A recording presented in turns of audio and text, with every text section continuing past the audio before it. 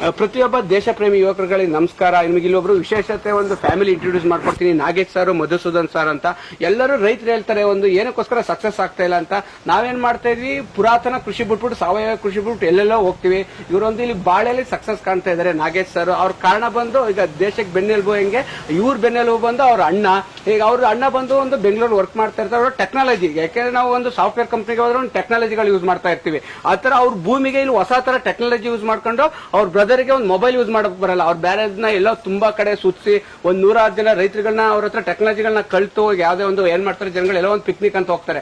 ಅವರಲ್ಲಿ ರೈತರುಗಳು ಎಲ್ಲೆಲ್ಲಿ ಹೋಗ್ತಾರೆ ಆ ಟೆಕ್ನಾಲಜಿಗಳೆಲ್ಲ ಕಲ್ತ್ಕೊಂಡ್ಬಂದು ಅವ್ರ ಬ್ರದರ್ಗಳಿಗೆ ಹೇಳ್ಕೊಟ್ಟಿದ್ದಾರೆ. ಅದೇ ರೀತಿ ನಾಗೇಶ್ ಸರ್ ಇಂಟ್ರೊಡ್ಯೂಸ್ ಮಾಡ್ಕೊಳ್ಳೋಣ ಸರ್, ನಮಸ್ತೆ. ಅದೇ ರೀತಿ ಮಧುಸೂದನ್ ಸರ್ ಅವ್ರಿಗೆ ಏನೇನು ಟೆಕ್ನಾಲಜಿಗಳು ಹೇಳ್ಕೊಟ್ಟಿದ್ದಾರೆ ಅಂತ ಅವರನ್ನು ಮಾತಾಡೋಣ ಸರ್, ನಮಸ್ತೆ. ನಮ್ದು ಮೈ ನೇಚರ್ ಇಂಡಿಯಾ ಜೊತೆ ಕೈ ಜೋಡಿಸಿದ ಧನ್ಯವಾದಗಳು. ನಿಮ್ದು ಯಾವ ಊರು, ನಿಮ್ಮ ಹೆಸರೆಲ್ಲ ಹೇಳ್ತೀರಾ? ಹೇಳ್ತೀನಿ.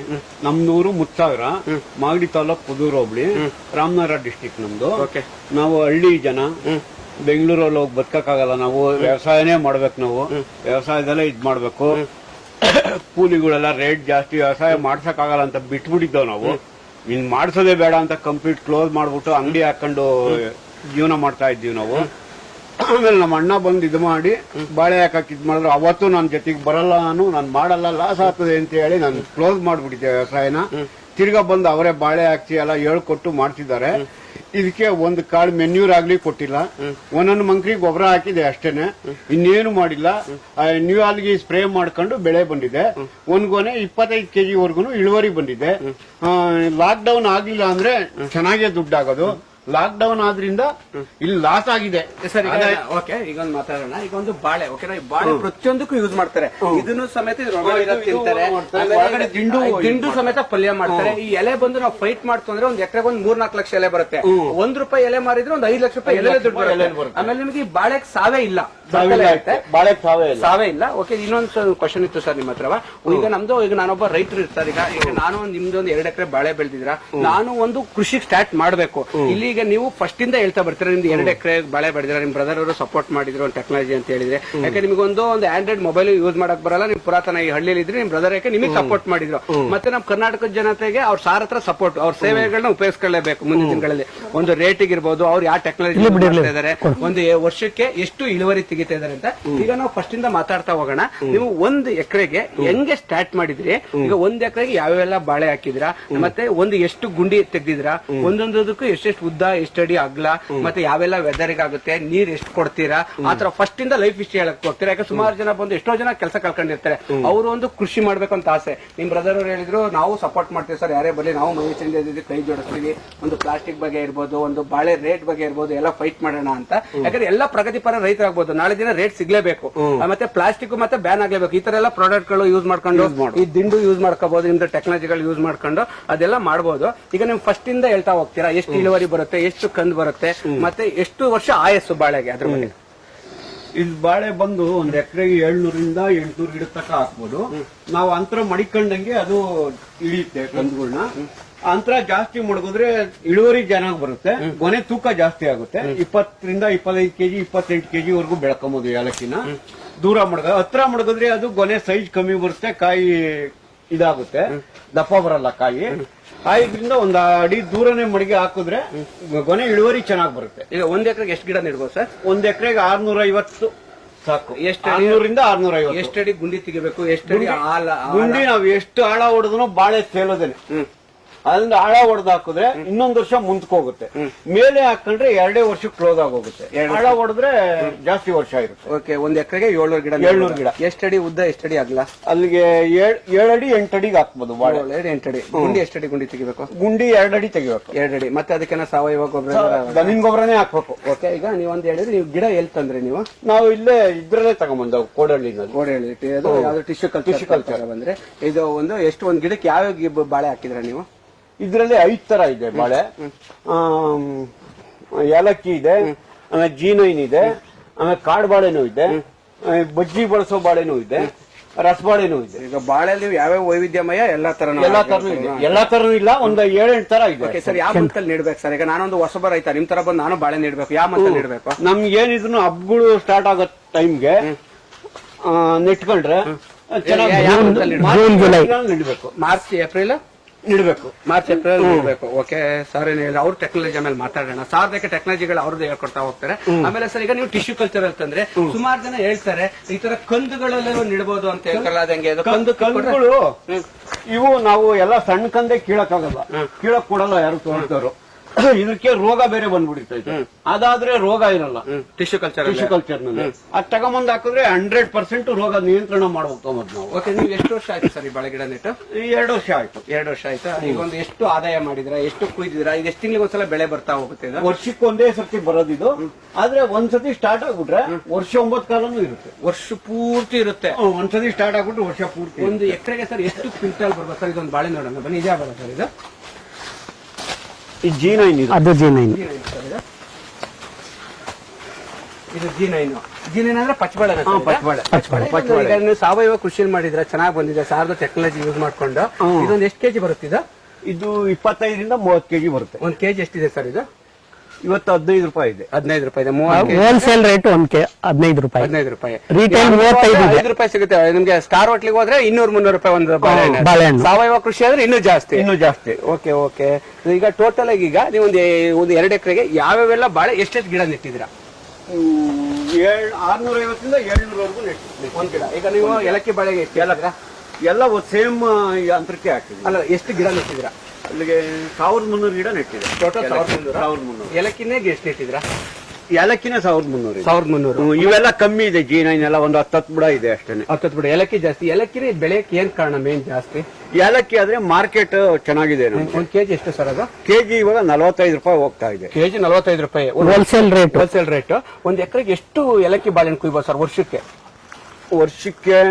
ಎಕರೆಗೆ ಕುಯ್ಬೋದು? ನಾವು ಬೆಳೆಯೋದ್ರ ಮೇಲೆ ಹೋಗುತ್ತೆ ಸರ್ ಇಳುವರಿ. ಸಾವಯವ ಸಾರದ ಟೆಕ್ನಾಲಜಿ ಇದಾರಲ್ಲ, ಟೆಕ್ನಾಲಜಿ ಇಲ್ಲೇ ಇಟ್ಕೊಬಿಟ್ಟು ನಾವು ಬೆಳೆಯೋದ್ರ ಮೇಲೆ ಡಿಪೆಂಡ್ ಆದ್ರೆ ಟೆಕ್ನಾಲಜಿ ಯೂಸ್ ಮಾಡಿ ಯೂಸ್ ಮಾಡಿದ್ರು ಒಳಗಡೆ ನಾವು ಕೆಲಸ ಮಾಡ್ಕೋಬೇಕು. ಕಂದ್ ಕುಯ್ಯೋದು ಒಂದೊಂದೇ ಕಂದ್ ಬಿಟ್ಕೋಬೇಕು. ಕೊನೆ ಬರೋವರೆಗೂ ಒಂದೇ ಇರಬೇಕು. ಇದ್ರ ಮೇಲೆ ಇಳುವರಿ ಹೋಗುತ್ತೆ. ಒಂದು ಎಷ್ಟು ಕಂದು ಕುಯ್ಯೋ ಅಲ್ಲ, ಎಷ್ಟು ಕೆಜಿ ಕುಯ್ಬೋದು 2 ಎಕರೆಗೆ? ನಿಮ್ದೇ ತಗೊಳ್ಳಿ. ಈಗ ಲಾಸ್ಟ್ ಇಯರ್ ಎಷ್ಟು ಕುಯ್ದಿದ್ದೀರಾ ನೀವು?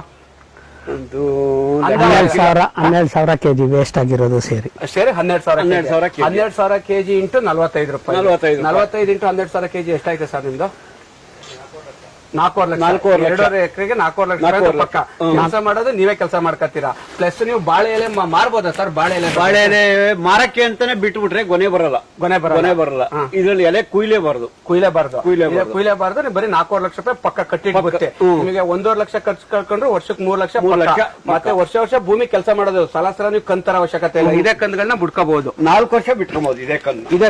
ಮತ್ತೆ 4 ವರ್ಷ ತೋಟ ತೆಗಿಬೇಕು ಸರ್. 4 ವರ್ಷ okay sir.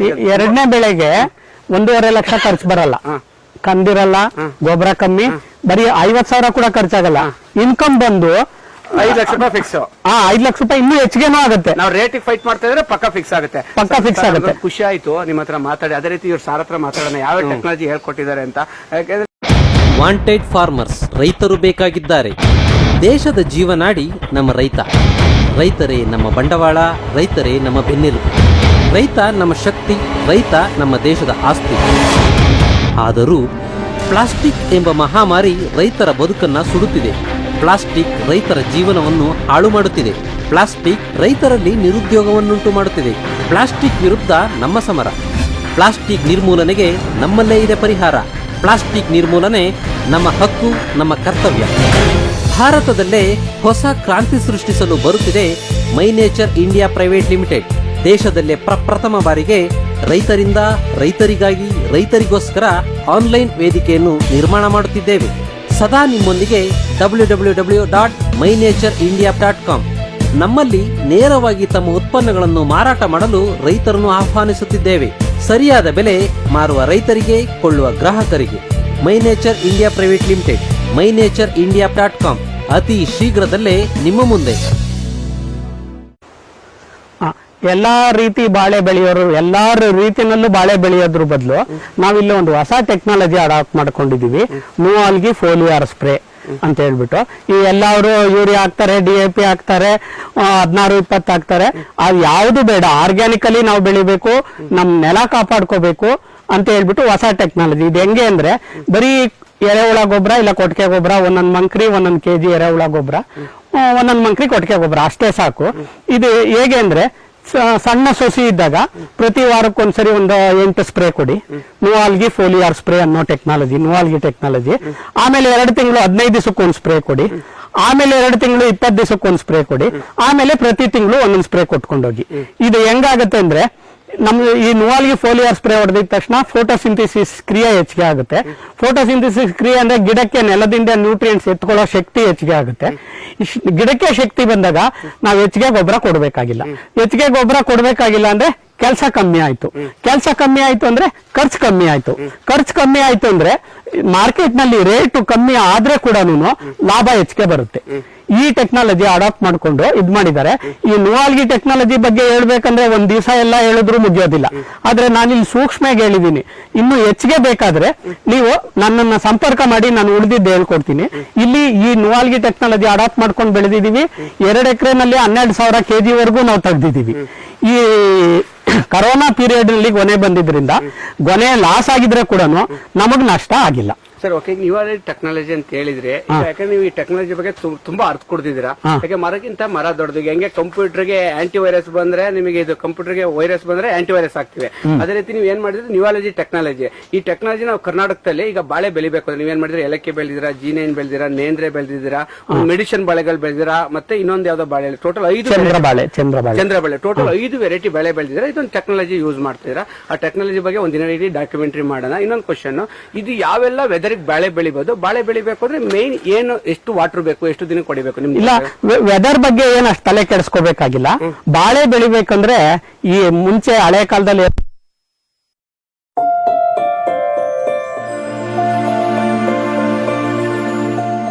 India is the most resourceful country in the world.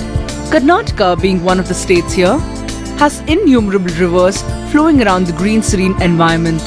This is the main reason behind so many tourists and nature lovers to come to the laps of green heaven, Sakleshpura in Hassan district. A part of the scenic beautiful region is Changarihalli. Being born in a family of farmers here, our collective dream is My Nature India. It was around 2003 when I came to Bangalore in search of a job. MVRS opened the doors to me and my dreams. The main idea of MVRS is to build a network program to have the winning edge for many corporate offices like banking sectors, education, political, automobile, e-commerce, advertisement, social media, pharma companies, etc. This company took me on contract and, having confidence in me, sent me to work pan-Karnataka in all divisions, and I'm grateful to all who are concerned. With the help of Shankar Nag Fans Auto Association, all efficient youths irrespective of gender or caste, be it Hindu, Muslim, Christian or any other religion, join together to form this company by the name TMRS. My Nature India was formed after a series of talks and discussions over the pros and cons, and by letting thousands of colleagues, neighbors and even other state workers on lease basis on companies which come under research on marketing. Since generations, we had not faced the problem of unemployment.